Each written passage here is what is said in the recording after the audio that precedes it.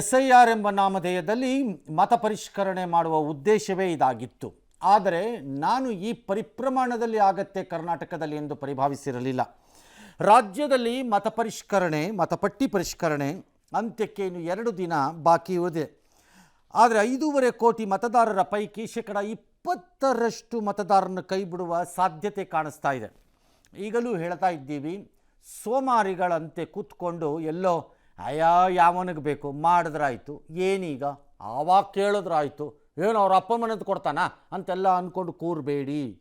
ಈಗಲೂ ಹೇಳ್ತಾ ಇದ್ದೀನಿ, ಉಡಾಫೆ ಮತ್ತು ಉದಾಸೀನದಿಂದ ಯಾರಾದರೂ ಇದನ್ನು ಕೈ ಬಿಟ್ಟಿದ್ದರೆ ಈಗಲೂ ಅವಕಾಶ ಇದ್ದಂಗಿದೆ, ಅದನ್ನು ಹಾಕಿಸ್ಕೊಳ್ಳೋದು ಉತ್ತಮ ಅಂತ ಹೇಳ್ತಾ ಇದ್ದೀವಿ.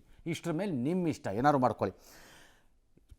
20% ಆಫ್ ಟೋಟಲ್ ಎಲೆಕ್ಟೊರೇಟನ್ನು ಡಿಲೀಟ್ ಮಾಡಬೇಕಾದ ಪರಿಸ್ಥಿತಿ ಇದೆ ಅಂತಂದರೆ ನಿಮ್ಮ ಮತಪಟ್ಟಿ ಯಾವ ಪ್ರಮಾಣದಲ್ಲಿ ಹದಗೆಟ್ಟು ಕುಲಾಚಾರ ಆಗೋಗಿತ್ತು ಲೆಕ್ಕ ಹಾಕ್ಕೊಳ್ಳಿ. ಅಲ್ಲಿಗೆ 5,54,32,314 ಗಣತಿ ನಮೂನೆಗಳನ್ನು ಹಂಚಿಕೆ ಮಾಡಿದ್ದಾರೆ.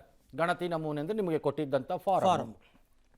ಆ ಪೈಕಿ 4,43,04,000 ಚಿಲ್ಲರೆ ಪತ್ರಗಳು ವಾಪಸ್ ಬಂದಿದೆ. ಉಳಿದಿದ್ದು ಗೊತ್ತಾಗ್ತಿಲ್ಲ ಏನಾಗ್ತಾ ಇದೆ ಅಂತ. ಬೆಂಗಳೂರು ದಕ್ಷಿಣದಲ್ಲಿ 51% ಮತದಾರರು ಹೊರಕ್ಕೆ ಉಳಿಯುವ ಸಾಧ್ಯತೆ ಇದೆ. 51 ಅಂದರೆ ನನಗೆ ಅಮೇಝಿಂಗ್ ಆಗಿ ಕಾಣಿಸಿದೆ. ಇದು ನಿಜವೋ ಸತ್ಯನೋ ಅಲ್ವೋ ಏನು ಕಥೆನೋ ನನಗೇನು ಅರ್ಥವಾಗ್ತಿಲ್ಲ. ಬಟ್ 2-3 ಕ್ರಿಟಿಕಲ್ ರೀಸನ್ಸ್ ಇರಬಹುದು ಬೆಂಗಳೂರು ಸೌತಲ್ಲಿ. ಹಳೆ ಬೆಂಗಳೂರು ದಕ್ಷಿಣದ ಹಳೆ ಭಾಗಗಳಲ್ಲಿ ಜನ ಮೈಗ್ರೇಟ್ ಆಗಿ ತಮ್ಮ ಆಸ್ತಿಗಳನ್ನೆಲ್ಲ ಮಾರ್ಬಿಡೋದು, ಎಲ್ಲೆಲ್ಲಿಗೋ ಹೋಗಿ ಸೆಟ್ಲ್ ಆಗಿಬಿಟ್ಟಿದ್ದಾರೆ ಮಾಡಿದ್ದಾರೆ. ಕೆಲವರು ಫಾರಿನ್ನು ಅಲ್ಲೋಗಿ ಸೆಟ್ಲ್ ಆಗಿಬಿಡ್ತಾರೆ. ಕೆಲವು ಮಕ್ಕಳುಗಳೆಲ್ಲ ಖಾಲಿ ಮಾಡಿಬಿಟ್ಟಿವೆ ಜಾಗನ. ಹೀಗಾಗಿ ಆಗಿರ್ಬೋದು. ಇನ್ನೊಂದು ಕಡೆ ಬೆಂಗಳೂರು ದಕ್ಷಿಣದ ಔಟರ್ ಸೈಡ್ ಅಂದರೆ ಅಂಚಿನ ಪ್ರದೇಶಗಳಲ್ಲಿ ಉತ್ತರ ಭಾರತೀಯರ ಪ್ರಾಬಲ್ಯ ಹೆಚ್ಚು, ಅವ್ರ ಮೂಮೆಂಟು ಹೆಚ್ಚಿರುತ್ತೆ. ಅದ್ರಲ್ಲಿ ಭಾಳ ಜನ ಮೂವ್ ಆಗೋಗಿರ್ಬೋದು, ಆಗದೇ ಇರ್ಬೋದು. ಬಟ್ 51% ಅನ್ನೋದು ನಿಜ ಆಗಿದ್ದರೆ ಅದಕ್ಕಿಂತ ಅತಿ ದೊಡ್ಡದಾದಂತಹ ಆಶ್ಚರ್ಯ ಇನ್ನೊಂದಿಲ್ಲ. 21,44,000 ಜನರಲ್ಲಿ 11 ಲಕ್ಷ ಮತದಾರರ ವಿವರ ಸಿಗ್ತಾ ಇಲ್ಲ ಅಂತಿದ್ದಾರೆ. ಅಯ್ಯಯ್ಯಪ್ಪ. ಹಾಂ ಸರಿ, ಈಗ ಅದಕ್ಕೆ ರಾಜ್ಯ ಚುನಾವಣಾ ಆಯೋಗ ಏನು ಹೇಳ್ತಾ ಇದೆ ನೋಡಿ. ನಿಮ್ಮ ಮನೆಗೆ ಬಂದು ಆ ಫಾರಂ ಅಪ್ಪಿತಪ್ಪಿ ಸಿಕ್ಕದೇ ಇದ್ದರೆ, ಯಾರೂ ತಂದು ಕೊಡದೇ ಇದ್ದರೆ, ಅಥವಾ ಅವ್ರು ಬಂದಾಗ ನೀವು ಸಿಕ್ಕದೇ ಇದ್ದರೆ, ಅಥವಾ ನೀವು ಊರಿಗೆ ಹೊರಟೋಗಿದ್ದರೆ, ಏನೋ ಒಂದು ಆಗಿದ್ದರೆ ಈಗಲೂ ಫಾರಂ 6 ಅರ್ಜಿ ನಮೂನೆಯನ್ನು ತುಂಬಿ ಕೊಡಿ, ನಾಳೆಯಿಂದ ಇಶ್ಯೂ ಮಾಡ್ತಾರೆ ಸರ್ ಅಂತ ಹೇಳ್ತಿದ್ದಾರೆ. ಈಗಲೂ ಕೊಡಿ ಆಗತ್ತೆ ಅಂತಿದ್ದಾರೆ.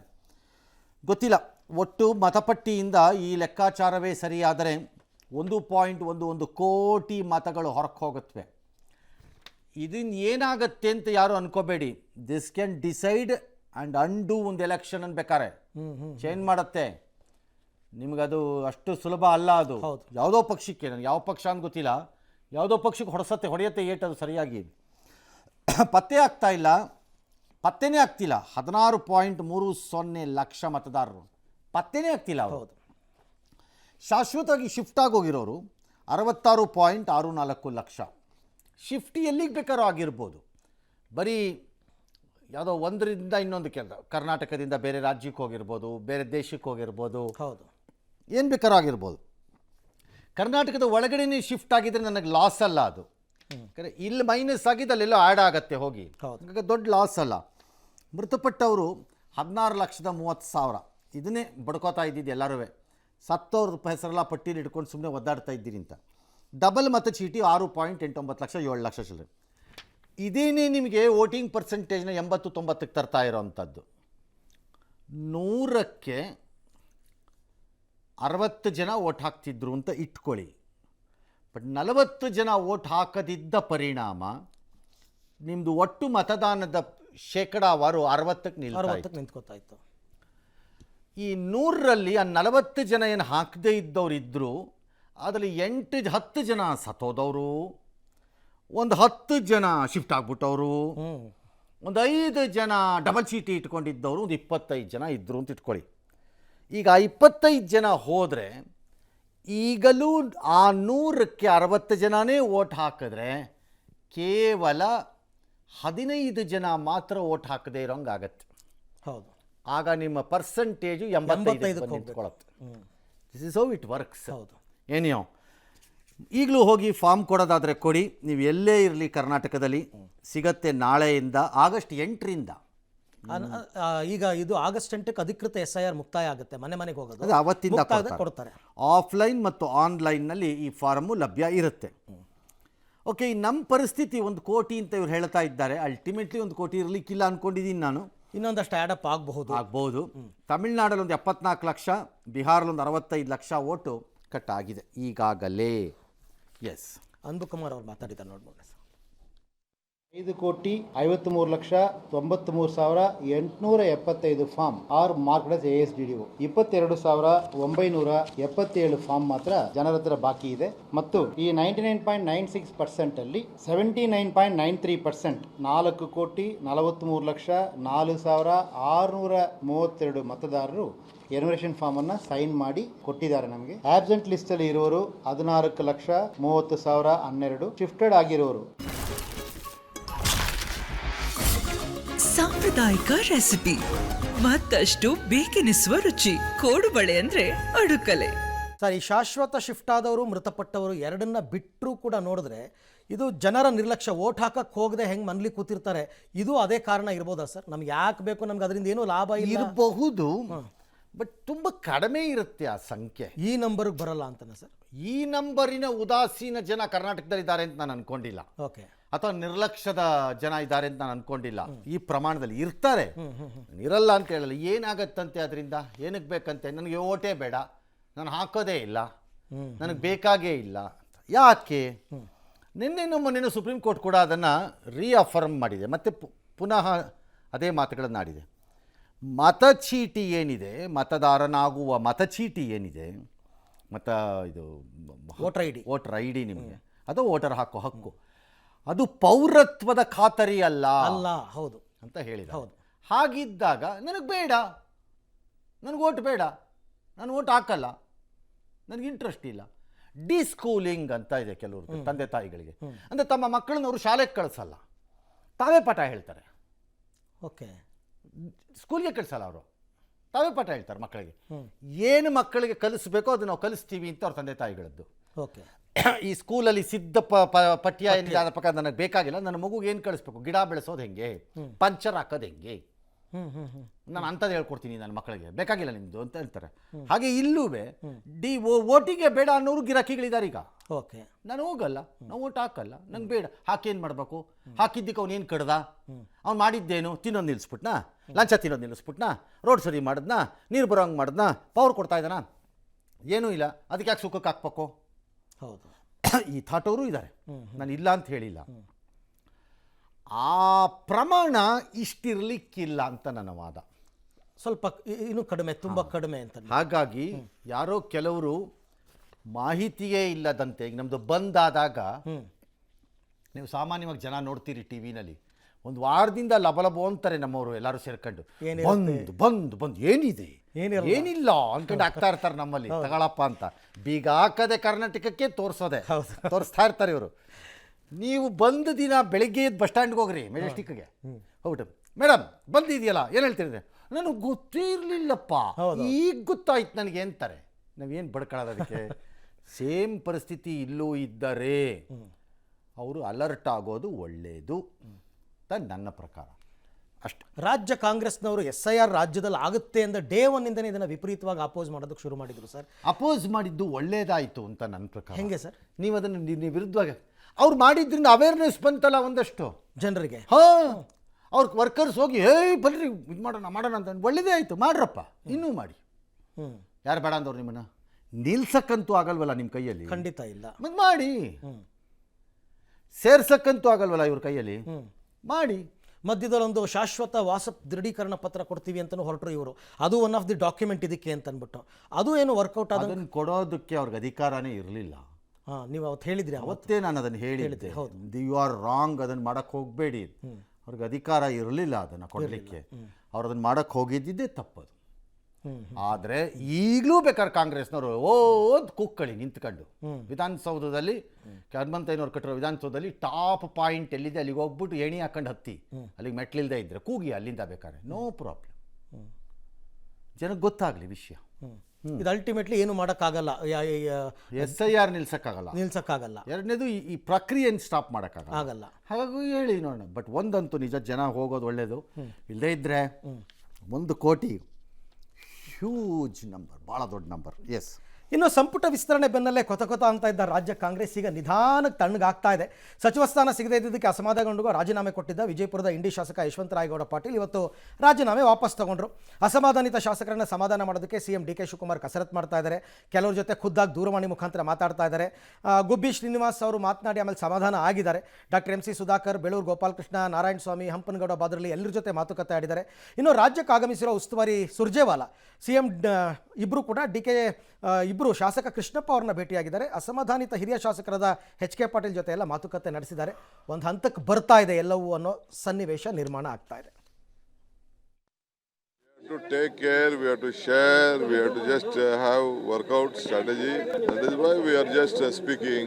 Everything is intact, there is no problem. ಖಂಡಿತವಾಗ್ಲೂ ನಮ್ಮಿಂದ ಮಿಸ್ಟೇಕ್ ಆಗಿದೆ, ಎಲ್ಲಿ ಮಿಸ್ಟೇಕ್ ಆಗಿದೆ ಅಂತ ಗೊತ್ತಿಲ್ಲ. ಮಿಸ್ಟೇಕ್ ಅಂತೂ ಆಗಿದೆ, ತಪ್ಪಾಗಿದೆ, ಸರಿ ಮಾಡ್ತೀವಿ ಅಂತ ಹೇಳಿದ್ದಾರೆ ಅಷ್ಟೇ. ಎಲ್ಲಿ ಮಿಸ್ಟೇಕ್ ಆಯಿತು ಅಂತ ಈಗ ನಮ್ಗೆ ಅರ್ಥ ಆಗ್ತಾ ಇದೆ. ಅಸಮಾಧಾನ ಐತಿ ಅಂತ ಯಾವತ್ತು ಹೇಳಿದ್ರಿ? ಅಸಮಾಧಾನ ಇಲ್ಲ ನನಗೆ. ರಾಜೀನಾಮೆ ಅವರೇ ಎಲ್ಲ ನಿಗಮ ಮಂಡಳಿಗಳು ರಾಜೀನಾಮೆ ತಗೊಂತೀನಿ ಅಂತ ಹೇಳೋಲ್ಲ, ಕೊಟ್ಬಿಡಿ ಅಂತ ಹೇಳೋಲ್ಲ. ಅಲ್ಲ, ಅದು ಸ್ವಲ್ಪ ಸ್ವಾಭಾವಿಕವಾಗಿ ಅದು ಪೈಪೋಟಿ ಇದ್ದೇ ಇರ್ತದೆ. 136 ಜನ ಶಾಸಕರಿರ್ತಕ್ಕಂಥ ಪಕ್ಷ ಆಗಿರೋದ್ರಿಂದ ಕೊನೆಯ ಸಂಪುಟ ವಿಸ್ತರಣೆ ಆಗಿರ್ತಕ್ಕಂಥ ಹಿನ್ನೆಲೆಯಲ್ಲಿ ಆಕಾಂಕ್ಷಿಗಳು ಪಾರ್ಟಿಗೋಸ್ಕರ, ಮುಖ್ಯಮಂತ್ರಿಗಳಿಗೋಸ್ಕರ ಯಾವುದೇ ಗೊಂದಲ ಆಗಬಾರ್ದು ಅಂತ ದೃಷ್ಟಿಯಲ್ಲಿ ಇಟ್ಕೊಂಡು ಯಾವುದೇ ರಾಜೀನಾಮೆ ಕೊಡುವಂಥದ್ದಿಲ್ಲ. ಹಾಗಾಗಿ ಎಲ್ಲ ಕ್ಯಾನ್ಸಲ್ ಮಾಡಿದೆ. ಇದೊಂಥರ ಹೆಂಗಾಗ್ಬಿಟ್ಟಿತ್ತು ಅಂದರೆ, ಬುರ್ಡೆ ಬಿಡಬೇಡ್ರಪ್ಪ, ರಾಜೀನಾಮೆ ಕೊಡ್ತೀವಿ. ಯಾವ ಕೊಡೋರು ರಾಜೀನಾಮೆ ಕರ್ಕೊಂಬಂಡ್ರಿ ಇಲ್ಲಿ ನೋಡ್ತೀನಿ, ಯಾರ್ಯಾರು ರಾಜೀನಾಮೆ ಕೊಡ್ತೀರಿ ಅಂತ. ಕೊಟ್ಟೆ ಬಿಟ್ಟಿದ್ರು ಸರ್ ಮೊನ್ನೆ ಸುಮ್ಮನೆ ಅದು ಬುರ್ಡೆನೆ ಆಯ್ತು. ಯಶವಂತರಾಯಗೌಡ ಪಾಟೀಲ್ಗೆ ಮಿನಿಸ್ಟರ್ಶಿಪ್ ಕೊಟ್ಬಿಡೋಣಪ್ಪ, ಒಂದು ಸೀಟ್ ಖಾಲಿ ಇದೆಯಲ್ಲ. ಓಕೆ, ಒಬ್ಬನು ಉಸಿರತ್ತದಂಗೆ ನೋಡ್ಕೋಬೇಕು ಯಶವಂತರಾಯ ಪಾಟೀಲ್. ಅದೇಂಗಾಗುತ್ತೆ? ಅದಕ್ಕಾಗತ್ತೆ, ಅವ್ರದ್ದು ಆಯ್ತಲ್ಲ, ಅವ್ರದ್ದು ಅದು ಹಂಗೇನೆ.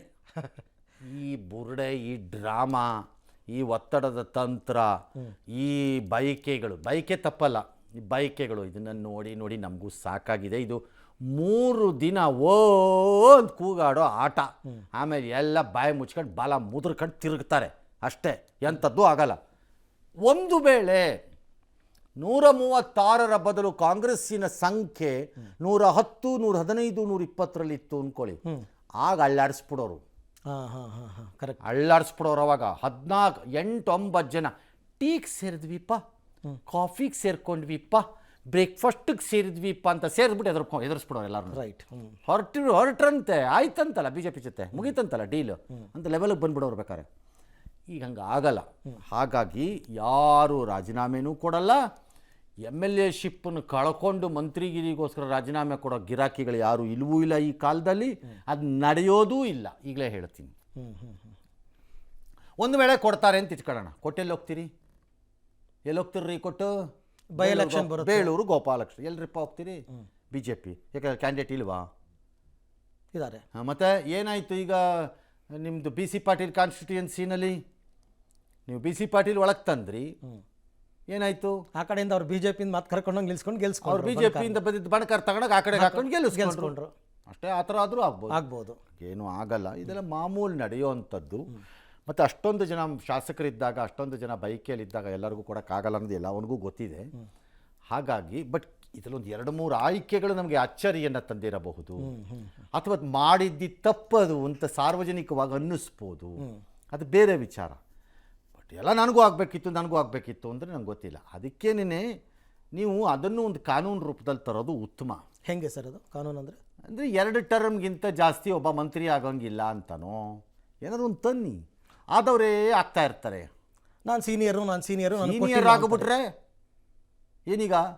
ಸೀನಿಯರ್ ಆಗಿಬಿಟ್ರೆ ನಾನು ಸೀನಿಯರು ಅಂದ್ಬಿಟ್ಟು ತೆಂಗಿನ ಮರ ಗೋಳಾಡ್ಕೊಂಡು ನನ್ನಿಂದ ಎಳ್ನೀರು ಕೇಳಂಗಿಲ್ಲ ಅನ್ನೋಕ್ಕಾಗತ್ತಾ?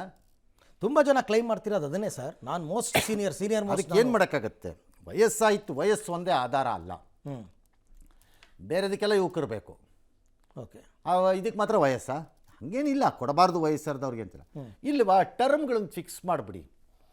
ಮೊದಲನೇ ಟರ್ಮಲ್ಲಿ ಬಂದಿರೋ ಶಾಸಕರಿಗೆ 4 ಸ್ಥಾನ, ಓಕೆ. ಎರಡನೇ ಬಂದಿರೋ ಟರ್ಮ್ನವ್ರಿಗೆ 3 ಸ್ಥಾನ, ಮೂರನೇ ಟರ್ಮ್ನಲ್ಲಿ ಬಂದಿರೋರಿಗೆ 4 ಸ್ಥಾನ, ಹಿಂಗೆ ಫಿಕ್ಸ್ ಮಾಡಿಬಿಡಿ ಕೋಟಾನ. ಅದರೊಳಗಡೆ ಯಾರಿಗೆ ಬರುತ್ತೋ ಅವ್ರಿಗೆ ಕೊಟ್ಕೊಳ್ಳಿ. ಹಂಗೂ ಮಾಡ್ಬೋದು ಸರ್. ಬಟ್ ಈ ಸರ್ತಿ ತುಂಬ ಗೊಂದಲ ಮಾಡಾಕ್ಬಿಟ್ರು ಸರ್ ಟೋಟಲಿ. ಎಲ್ಲ ಸರಿನೂ ಗೊಂದಲ ಇರುತ್ತೆ ಅರವಿಂದ್. ನಿಮ್ಗೆ ಆಯಾ ಸರಿದು ಆಯಾ ಸರಿ ದೊಡ್ಡದಾಗಿ ಕಾಣುತ್ತೆ. ಭಾರತೀಯ ಜನತಾ ಪಕ್ಷದವರು ಕ್ಯಾಬಿನೆಟ್ ರಿಷಫಲ್ ಮಾಡಿದಾಗ ಬಸ್ಗೆಲ್ಲ ಬೆಂಕಿ ಹಾಕ್ಲಿಲ್ವೇನ್ರಿ ಆನೇಕಲ್ ಹತ್ರ? ಹಾಕಿದ್ರು. ಮತ್ತೆ ಅದೇನದು ಅದು ಗೊಂದಲ ಅಲ್ವಾ? ಎಲ್ಲಿ ಇಲ್ಲ ಹೇಳಿ. ಅಲ್ಲ, ಲೇಡೀಸ್ಗೆ 1 ಸೀಟ್ ಕೊಟ್ಟಿಲ್ಲ ಸರ್. ಅದನ್ನೇ ಹೇಳಿದ್ದು. ತಪ್ಪುಗಳು ಆಗಿವೆ. ತಪ್ಪುಗಳಲ್ಲಿ ಅದೊಂದು. ಹೆಣ್ಣು ಮಗಳ ಹೆಸರಿನಲ್ಲಿ ಪಕ್ಷವನ್ನು ಪುನರುಜ್ಜೀವನ ಮಾಡಿಕೊಂಡಂತಹ ಭಯಂಕರ ಕಾಂಗ್ರೆಸ್ಸಿಗರೇ ಮಹಿಳಾ ಸಬಲೀಕರಣ ಮತ್ತು ಮಹಿಳೆಯರೂ ಅಂದರೆ ನಾವೇ ಅನ್ನೋ ಟೈಪಲ್ಲಿ ಓಡಾಡ್ತೀರಲ್ಲ, ನಾಚಿಕೆಗೆಟ್ಟವ್ರು ನೀವು. ನಿಮ್ಗೊಂದು ಲೇಡಿಗೆ ಒಂದನ್ನು ಕೊಡೋಕ್ಕಾಗಲಿಲ್ಲ ಅಂತಂದರೆ ಏನು ಕತ್ತೆ ಕಾಯಕ್ಕಿದ್ದೀರಾ? ಈ ದೇಶದಲ್ಲಿ 50% ಜನ ಇಟ್ಕೊಂಡು ನಿಮ್ಗೆ ಯಾಕ್ರಿ ಕೊಡಬೇಕು ಅವ್ರ ಮತನ? ನೀವು ಯಾರಿಗಾರು ಕೊಟ್ಕೊಳ್ಳಿ, ನನಗೆ ಅದಲ್ಲ. ಅದೇ ಹೌದು, ಒಬ್ರು ಯಾರಿಗಾರು ಒಂದು ರೆಪ್ರೆಸೆಂಟೇಷನ್ ಬೇಡವೇನ್ರಿ ಸ್ಯಾಂಪಲ್ಗೆ? ಆ ಕಡೆ ನೋಡಿದ್ರೆ ಹೆಣ್ಮಕ್ಳ ರಿಸರ್ವೇಷನ್ ಬಿಲ್ಲನ್ನು ಪಾಸ್ ಮಾಡೋಕ್ಕೆ ಬಿಡಲ್ಲ. ಹೌದು. ಇಲ್ಲಿ ನೋಡಿದ್ರೆ ಕೊಡಲ್ಲ, ಮತ್ತು ಬುರುಡೆ ಬಿಡೋದು ಮಾತ್ರ ಸೋನಿಯಾ ಗಾಂಧಿ ಅಂತಾರೆ. ಸೋನಿಯಾ ಗಾಂಧಿ ಹೆಸರು ಯಾಕೆ ಹೇಳ್ತೀರಿ ಅಯೋಗ್ಯರು ನೀವು? ಆ ಮೇಡಮು ಅಷ್ಟೇ ಸರಿಯಾಗಿದ್ದಾರೆ ಮೇಡಮ್. ಬೇರೆದಕ್ಕೆಲ್ಲ ಮಗನ ಕಡ್ಬಿಟ್ಟು ಕಿವಿಲಿ ಹೇಳೋರು ಇದನ್ನ ಯಾಕೆ ಹೇಳಲ್ವಂತೆ ಅವರು? ಎಸ್. ಇನ್ನು ಬಾಗಲಕೋಟೆ ಕಾಂಗ್ರೆಸ್ನಲ್ಲೂ ಬಂಡಾಯ ಭುಗಿಲೆದಿತ್ತು. ಅದೇ ಕತೆ. ಹೈಕಮಾಂಡ್ ವಿರುದ್ಧ ಮಾಜಿ ಸಚಿವ ತಿಮ್ಮಾಪುರ್ ಮತ್ತು ಕಾಂಗ್ರೆಸ್ ಜಿಲ್ಲಾಧ್ಯಕ್ಷ ನಂಜಯ್ಯ ಮಠ ನಿಗಿ ಕೆಂಡವಾಗಿದ್ದಾರೆ. ಇಬ್ಬರು ನಾಯಕರು ಏಕವಚನದಲ್ಲಿ ಹೈಕಮಾಂಡ್ ನಾಯಕರ ವಿರುದ್ಧ ಮಾತಾಡಿದ್ದಾರೆ. ಒಂದು ಆಡಿಯೋ ಸ್ಫೋಟಗೊಂಡಿದೆ. ಅದನ್ನು ಛಲವಾದಿ ನಾರಾಯಣ ಸ್ವಾಮಿ ಅವರು ಇವತ್ತು ಬಿಡುಗಡೆ ಮಾಡಿದ್ರು. ಅದರಲ್ಲೆಲ್ಲ ಪೇಮೆಂಟ್ ಸೀಟು ಅದು ಇದು ಎಲ್ಲ ಮಾತಾಡಿದ್ದಾರೆ. ನಾನು ಅದೆಲ್ಲ ಮಾತಾಡಿಲ್ಲ ಅಂತ ತಿಮ್ಮಾಪುರ್ ಅವರೆಲ್ಲ ಹೇಳಿಬಿಟ್ಟಿದ್ದಾರೆ. ಒಟ್ಟಾರೆ ಕಾಶಪ್ಪನವರ ವಿರುದ್ಧ ಇವರು ಕೆಂಡ ಕಾರ್ತಾ ಇದ್ದಾರೆ ಅಂತ ಒಂದು ವಿಚಾರ.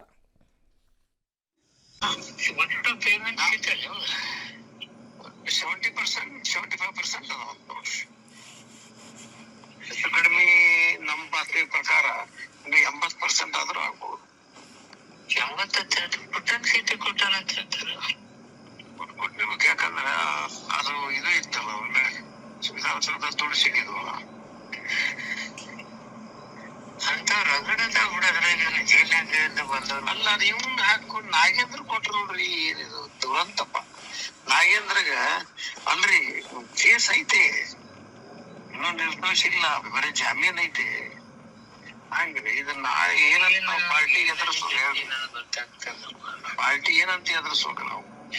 ಹೆಚ್ಚಿಗೆ ಬಲ್ರಿ ಅಂತ ಪಾಪ ಬಾಳ ಇವ್ರು ಕೇಳ ರೊಕ್ಕ ಕೊಟ್ಟು ಮಿನಿಸ್ಟ್ರಿಯಲ್ ಪೋಸ್ಟ್ಗಳನ್ನು ಹರಾಜಿನಲ್ಲಿ ಈ payment seat, management quota, leader seat, ಇವೆಲ್ಲ ಮಾತುಗಳನ್ನು ನಾವು ಕಾಂಗ್ರೆಸ್ ಪಕ್ಷದವರು ಸರ್ಕಾರ ಮಾಡೋಕ್ಕೆ ಸ್ಟಾರ್ಟ್ ಮಾಡಿದಾಗ್ಲಿಂದನೂ ಕೇಳಿದ್ದೀವಿ. ಹೌದಾ ಸರ್? ಓಕೆ. ಇದೇನು ನಮಗೇನು ಹೊಸದೇನಲ್ಲ, ಯಾವ ಇನ್ವೆನ್ಷನ್ನೂ ಇಲ್ಲ. ಹಾಗಾಗಿ ಇವ್ರು ಯಾರೂ ಪಾಸ್ ಇಲ್ಲ, ಎಲ್ಲ ಫೇಲ್.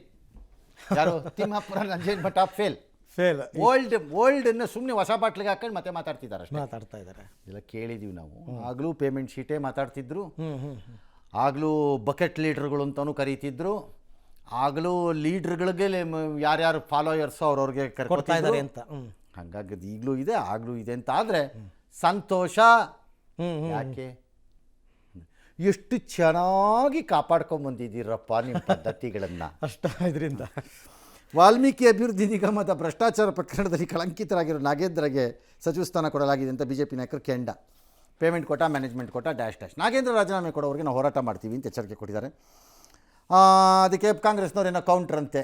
ಕೌಂಟ್ರೇನು ಇದ್ದಂಗೆ ಇಲ್ಲ ಅದಕ್ಕೆ. ಈ ಮಧ್ಯೆ ನಿಗಮ ಮಂಡಳಿಗೆ ರಾಜೀನಾಮೆ ಕೊಡಬೇಕು ಅಂತ D K Shivakumar C M ಅವರು ಹೇಳಿರೋದ್ರಿಂದ ವಾಲ್ಮೀಕಿ ಅಭಿವೃದ್ಧಿ ಮಂಡಳಿಗೆ ಶಾಸಕ ಬಸನಗೌಡ ದದ್ದಲ್ ರಾಜೀನಾಮೆ ಒಬ್ಬರೇ, ಉಳಿದವರಲ್ಲ ಸಾಮೂಹಿಕವಾಗಿ ತಗೋತೀವಿ ಅಂತ ಹೇಳಿದ್ದಾರೆ ಸರ್. ತಗೊಳ್ಳೋದೇನು ಬಂತು? ಕೊಡಬೇಕಲ್ವಾ? ಅಲ್ಲ ಸರ್, ದದ್ದಲ್ ಆ್ಯಕ್ಚುಲಿ ಮಂತ್ರಿ ಆಸ್ಪಿರೆಂಟ್ ಆಗಿದ್ದರು. ಆ ನಿಟ್ಟಿನಲ್ಲಿ ಮಾತನಾಡಕ್ಕೆ ಹೋಗ್ಬಿಟ್ಟು ಕೊನೆಗೆ ತಾನು ರಾಜೀನಾಮೆ ಕೊಟ್ಟು ಬಂದಿದ್ದಾರೆ. ಮುಖ್ಯಮಂತ್ರಿಗಳು ಹೇಳಿರೋದು ನಾನು ಸಾಮೂಹಿಕವಾಗಿ ಎಲ್ಲರದು ತೊಗೊಂಡ್ಬಿಡ್ತೀನಿ ಅಂತ ಹೇಳಿದ್ದಾರೆ. ಸರ್ ಒಳ್ಳೆದಾಯ್ತು. ಬಟ್ ನಾಗೇಂದ್ರ ಅವ್ರ ವಿಚಾರದಲ್ಲಿ ಒಂದು ಕೇಳ್ತಾ ಇದಾರಲ್ಲ ಸರ್, ಅವ್ರೇನು ನಿರ್ದೋಷಿ ಆಗಿಲ್ಲ. ನೋಡೋಣ ಇರಿ ಫಸ್ಟ್. ಒಂದು ಪೇಮೆಂಟ್ ಕೋಟಾದಲ್ಲಾರು ಸಚಿವ ಸಂಪುಟಕ್ಕೆ ಸೇರ್ಬೇಕು, ಇಲ್ಲ ಮ್ಯಾನೇಜ್ಮೆಂಟ್ ಕೋಟಾದಲ್ಲಾರು ಕೂಡ ಸಚಿವ ಸಂಪುಟಕ್ಕೆ ಸೇರ್ಬೇಕು. ಇವೆರಡೇ ಕೋಟಾ ಇರೋದು. ಯಾವ ಆಧಾರದ ನಾಗೇಂದ್ರ ಅವರು ರಾಜೀನಾಮೆ ಕೊಟ್ಟಿದ್ರು. ಕೋರ್ಟ್ ನಲ್ಲಿ ಈಗಲೂ ಕೂಡ ಅವರ ಮೇಲೆ ದಾವೆ ಇದೆ. ಇಂಥ ಕಳಂಕಿತರು ಮಂತ್ರಿ ಮಂಡಲದಲ್ಲಿ ಇರಲಿಕ್ಕೆ ಸಾಧ್ಯವೇ ಇಲ್ಲ. ಯಾವುದೇ ವಾಲ್ಮೀಕಿ ಅಭಿವೃದ್ಧಿ ನಿಗಮ ಬಹಳ ದೊಡ್ಡ ಚರ್ಚೆ ಉಂಟು ಮಾಡ್ತು. ಒಬ್ಬ ಅಧಿಕಾರಿ ಆತ್ಮಹತ್ಯೆ ಮಾಡ್ಕೊಂಡ. ಮಂತ್ರಿ ಜೈಲಿಗೆ ಹೋಗ್ಬೇಕಾಯ್ತು. ಎಸ್ಟಿ ಸಮುದಾಯದ suit case, brief case, operation Kamala, Bombay boys ಕರ್ಕೊಂಡು ಹೋದವ್ರು ಯಾರಂತೆ, ಅವ್ರೇನು ಖಾಲಿ ಗೋಣಿಚೀಲ ಹಿಡ್ಕೊಂಡು ಹೋದ್ರಂತ. ಮತ್ತೆ ಲೇವಡಿ ಮಾಡೋ ಬದಲು ಆಯಿತು, ಬಿ ಜೆ ಪಿಯವರು ಆಪರೇಷನ್ ಕಮಲ ಮಾಡಿದ್ರು, ಸೂಟ್ ಕೇಸು ಕೊಟ್ಟಿರ್ಬೋದು, ಬಾಂಬೆ ಬಾಯ್ಸು ಇರ್ಬೋದು. ಬಾಂಬೆ ಬಾಯಿಗಳನ್ನು ಈಗ ಬಗಲಲ್ಲಿ ಇಟ್ಕೊಂಬಿಟ್ಟು ಓಡಾಡ್ತಿದ್ದಿರಲ್ಲ, ನಿಮ್ಮನ್ನು ಯಾವ ಬಾಯಿ ಅಂತ ಕರೆಯೋಣ? ಇಲ್ವಾ? ಬಾಂಬೆ ಬಾಯ್ಸಲ್ಲಿ ನಿಮ್ಮ ಜೊತೆ ಇದ್ದಾರೆ, ಅವ್ರನ್ನ ಬಗಲಲ್ಲಿ ಇಟ್ಕೊಂಡು ಓಡಾಡ್ತಿದ್ದಿರಲ್ಲ, ನಿಮ್ಮನ್ನು ಏನಂತ ಕರೆಯೋಣ? ಈಗ ನಿಮ್ಮನ್ನೇನು ಮಲಾಡ್ ಬಾಯ್ಸ್ ಅಂತ ಕರೆಯೋಣವಾ, ಅಂಧೇರಿ ಬಾಯ್ಸ್ ಅಂತ ಕರೆಯೋಣವಾ, ಥಾಣೆ ಬಾಯ್ಸ್ ಅಂತ ಕರೆಯೋಣವಾ, ಏನಂತ ಕರೆಯೋಣ ನಿಮ್ಮನ್ನು? ಮಾತಾಡೋವಾಗ ನೀವು ನೋಡ್ಕೋಬೇಕು ನಿಮ್ಮ ಬುಡದಲ್ಲಿ ಏನೇನು ಹರಿದಾಡ್ತಿವೆ ಅಂತ. ಎರಡನೇದು, ಬಿ ಜೆ ಪಿ ಹೇಳ್ದಂಗೆಲ್ಲ ಆಗ್ಬಿಡುತ್ತೆ ಅಂತಲ್ಲ. ಬಿ ಜೆ ಪಿನಲ್ಲಿ ಜಾತಿ ಕೋಟಾ ಇಲ್ವಾ? ಖಂಡಿತ. ಬಿ ಜೆ ಪಿನಲ್ಲಿ RSS ಪರವಾಗಿ ಬಂದವರು ಅಂತಿಲ್ವಾ? ಬಿ ಜೆ ಪಿನಲ್ಲಿ ಪಕ್ಷದಿಂದ ಬಂದವರು ಅಂತಿಲ್ವಾ? ಯಾಕಿಲ್ಲ? ನಿಮ್ದೊಂಥರ ಕೋಟಾ, ಅವ್ರದ್ದೊಂಥರ ಕೋಟಾ. ಕರೆಕ್ಟ್. ಅವ್ರವ್ರ ಸಿಸ್ಟಮ್. ಎಲ್ಲ ಕಂಪನಿನೂ ಒಂದೇ ಥರ ನಡೆಯೋಕ್ಕಾಗತ್ತಾ? ಖಂಡಿತ ಇಲ್ಲ. ಹಾಂ ಅಲ್ವಾ? ಜೆಫ್ ಬೇಜೋ ಒಂಥರ ನಡೆಸ್ತಾರಪ್ಪ, ಅಂಬಾನಿಗಳು ಒಂಥರ ನಡೆಸ್ತಾರಪ್ಪ. ಅವ್ರ ಥರ ಅವ್ರ ಕಂಪ್ನಿ ನಡೆಸ್ತಾರೆ. ಎಲ್ಲ ಪೊಲಿಟಿಕಲ್ ಪಾರ್ಟಿಗಳು ಏನು ಇವತ್ತು ಕಂಪನಿಗಳು ಅಷ್ಟೇ ಅಷ್ಟೇ ಅಷ್ಟೇ. ಹಾಗಾಗಿ ಇದು ತುಂಬ ಹೊಸದು ಅಂತ ನನಗೇನು ಅನ್ನಿಸ್ತಿಲ್ಲ. ಪ್ರತಿ ಸಾರ್ತಿ ಆದಾಗಲೂ ಇದೇ ರೀತಿ ಟಾಕ್, ಇವರಿದ್ದಾಗ ಇವ್ರು ಈ ಕಡೆಗೆ, ಅವರಿದ್ದಾಗ ಅವ್ರು ಆ ಕಡೆಗೆ, ಅಷ್ಟೇ.